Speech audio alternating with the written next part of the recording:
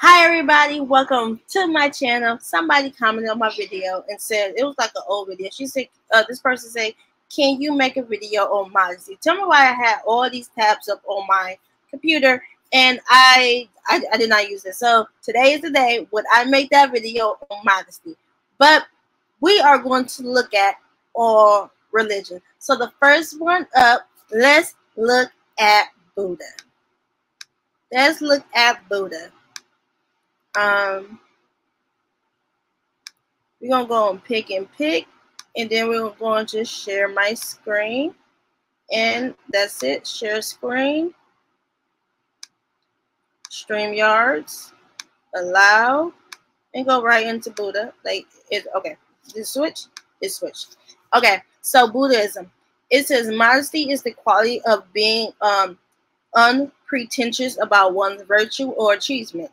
In some religions, humility, self-abasement, even is considered good because it indicates recognition of humankind, sinfulness, and a genuine fear of God.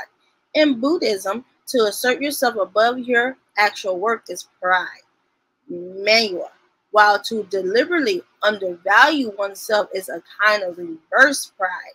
Humility is underrate your true worth, while modesty is to know your true worth without being proud or self-satisfied. Generally, modest people are able to see themselves as they really are and rejoice in their good qualities without feeling vain or self-promoting, and acknowledging their flaws without self-loathing. It says once the Buddha mentions to some monks that his lay disciple H has 7 wonderful and marvelous qualities, these being faith, virtue, propriety, self-respect, learning, generosity, and wisdom. Later than H learn how the Buddha had praised him in comments. I hope there were no lay people around at the time. When this comment was reported back to the Buddha, he remarked, "Good, very good. He is generally modest and does not want his good qualities to be known to others." So you can truly say H is adorned with this 8 wonderful, marvelous qualities. Modesty. Did we have something here?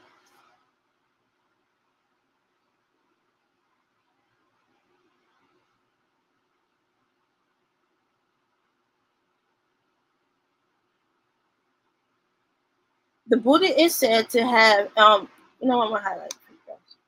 The Buddha is said to instruct his disciples to cultivate awareness in themselves in the presence of the Manya community and to consider how they might be seen by their fellow and respected elders. Looking through their eyes and deferring to their judgment is making a self-evaluation. This is self-awareness is a central goal of the Manya training and development in close contact with a good, esteemed teacher. The term harem is also used in context of exploring the feeling generated when offering a gift of alms to an exalted monk and feeling embarrassment or shyness about the humble offering in the presence of someone greatly esteemed.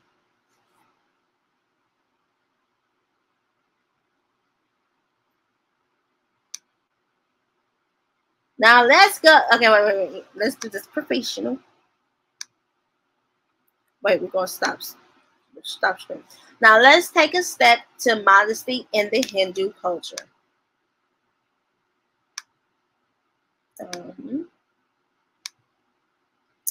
Share screen again.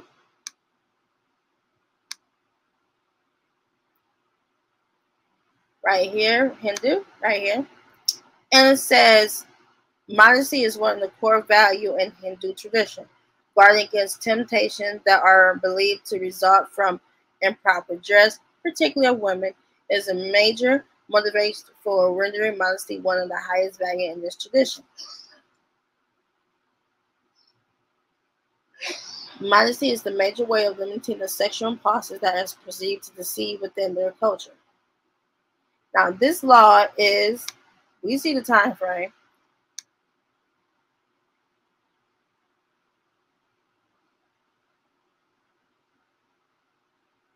Now it says to associate a woman's virtue and shame is inseparable in Hindu culture. After a girl comes of age, she is often only permitted to go outside the home if chaperoned by a group of friends to protect her virtue. If the daughter were to commit sexual misconduct and be discovered, shame will befall the household. When male suitors seek a wife in this society, modesty is often the highest virtue on which they instill. In a culture where unmarried daughters are viewed as an economic liability, the modesty of an unmarried girl is guarded at all costs by members of the family.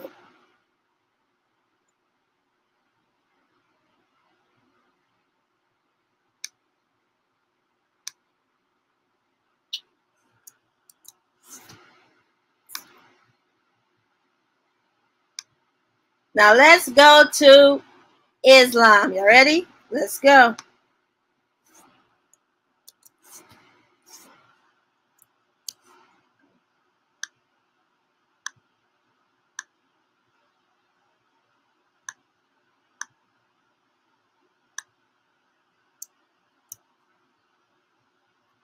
Islam, let's go.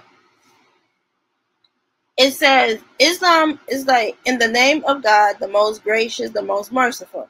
Islam code of modesty extends to all aspects of one's life, including entire. Hijab, the head covering worn by Muslim women, is an outer manifestation of inner commitment to worship God. I'm just gonna stop there.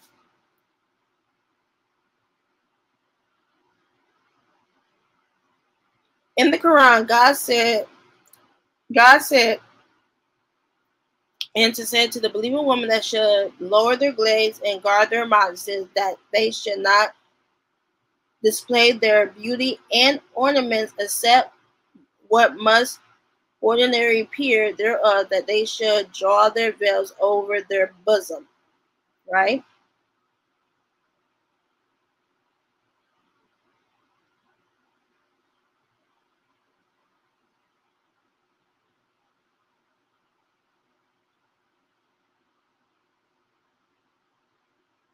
I like this. Let there be no compulsion in Islam. Huh?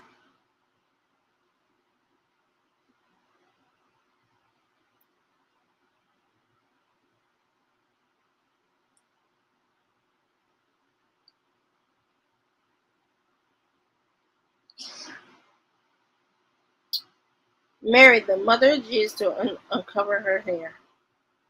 Mm. Now, the men, it says God also commands men to maintain their modesty in the Quran. So, believing men to lower their glance and guard their private parts that is pure for them. God is well aware of everything they do.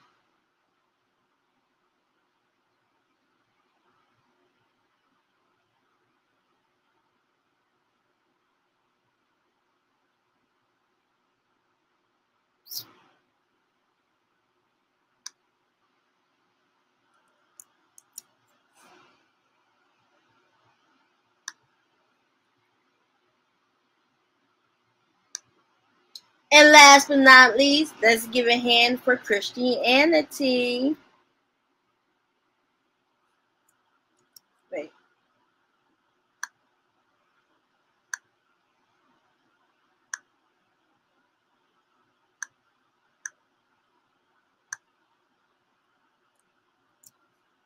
Let's give a hand to Christianity. What do they have to say about modesty? And they give 1 Timothy 2 and 9 and 10. Paul tells us, I also want women to dress modestly with decency and propriety, adorn themselves not with elaborate hairstyles or gold or pearls or expensive clothes, but with good deeds appropriate for women who profess to worship God.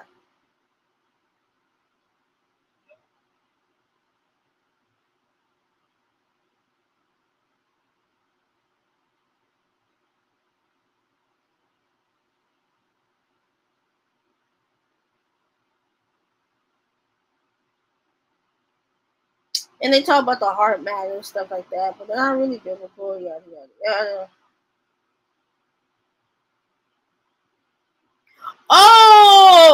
got one group, Judaism. Oh, thank the Lord. Yes, I totally forgot about them, but just see Christianity. Not really all that organized, whatever.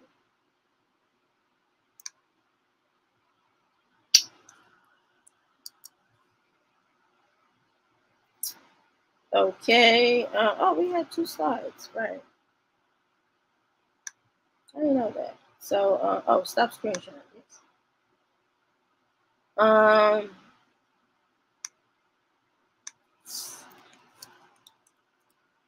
Let's see. Judaism, modesty, and Judaism.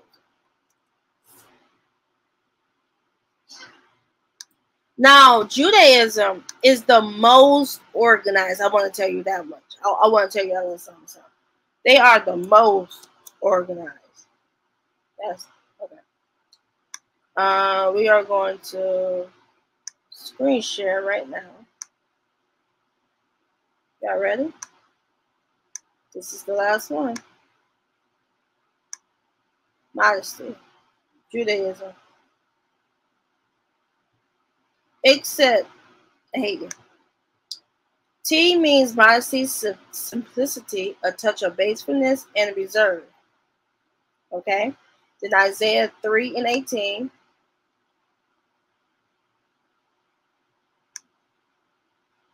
And this is talking about the daughter of Zion. Are you serious? In that sovereign name, my sovereign will strip off the finery.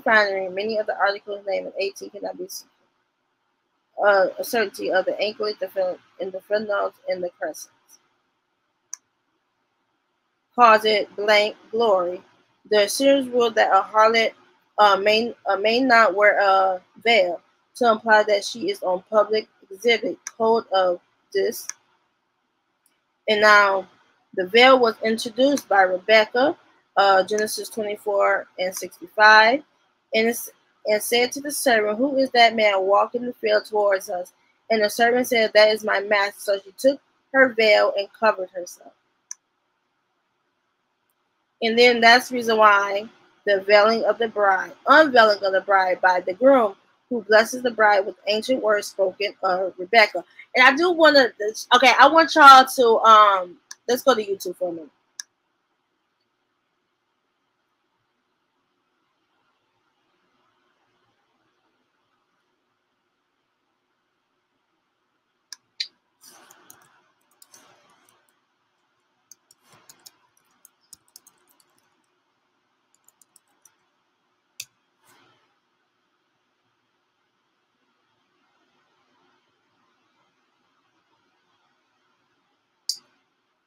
I want y'all to watch this series. 1, 2, 3, and 4.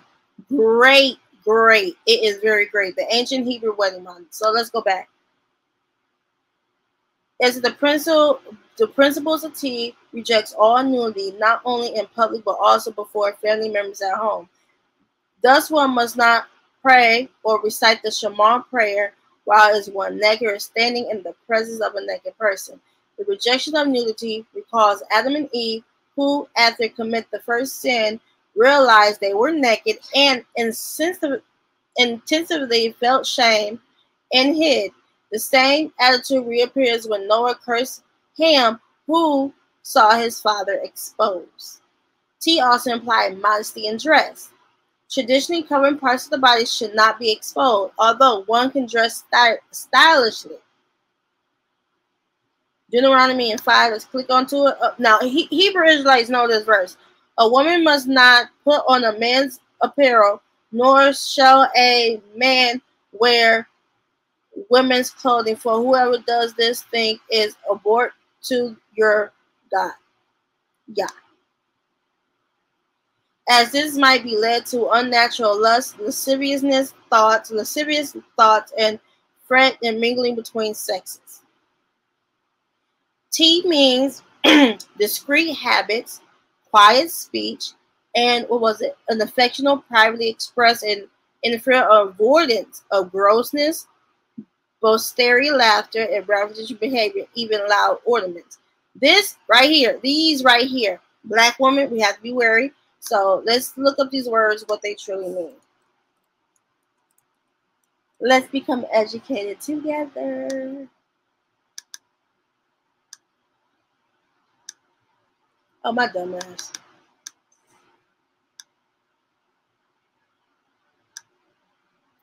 Hey, why don't say copy? Y'all see that? Yeah.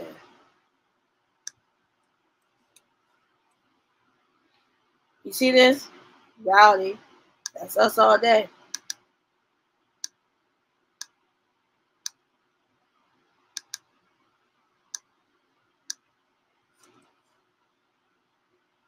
Look, same thing. This is not me. And, oh, this kind of speaks of like what you call that? Christianity as well. About a quiet woman. Let's see, where's that verse at? I think it's in Peter, First Peter. I don't know where it's at though. Let's try 2.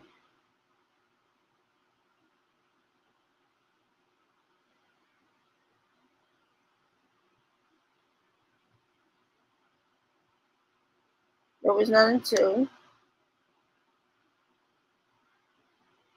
It was in 3. But let it be in the hidden man of the heart, in which that which is not corruptible, even the ornament of meek and quiet spirits, which is in the sight of God of great prize. Talking about women, because the reverse is the wise.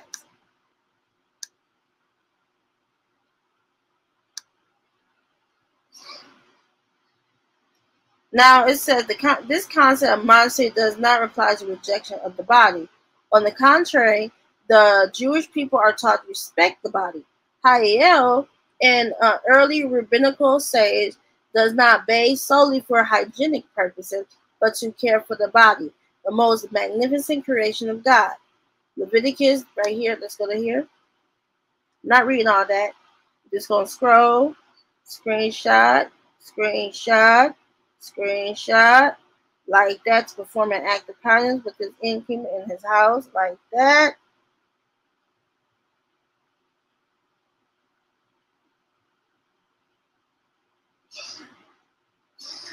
Oh, there's the babe house. There we go.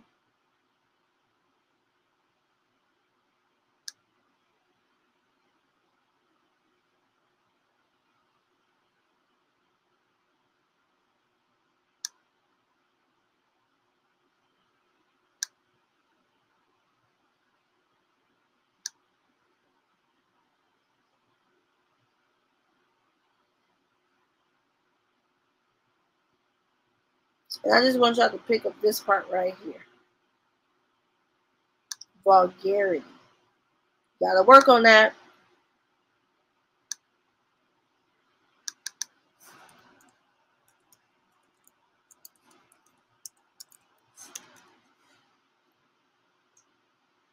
So y'all do.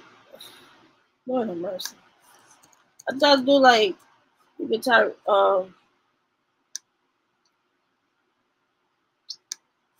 I don't know what was downloaded.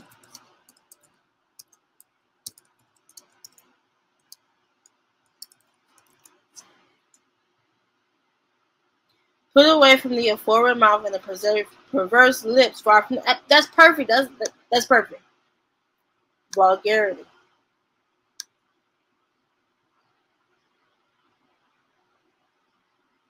Now listen to this one. I missed this.